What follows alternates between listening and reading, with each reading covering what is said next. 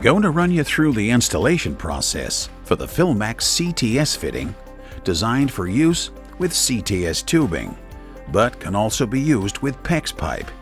In this case, I'm using Municipex pipe, 1.25 inches in size.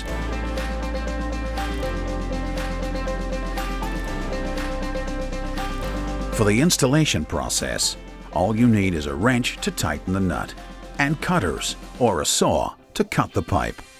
When you cut the pipe, make sure that the end is free of any significant burrs.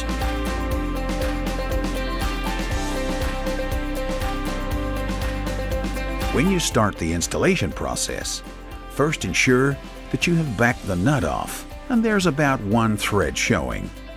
Take your PEX pipe and bring it up to the fitting and insert. You won't need to use force. You'll feel a point where it touches the internal stop. That's the pipe correctly inserted. Then tighten the nut by hand.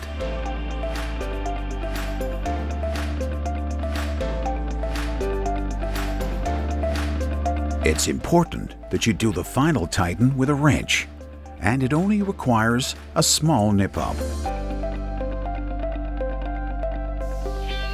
Note the nut is against the flange of the body.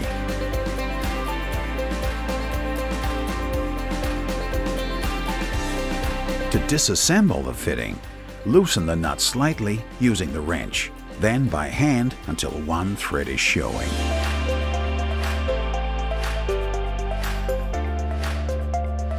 The PEX pipe can be withdrawn from the fitting.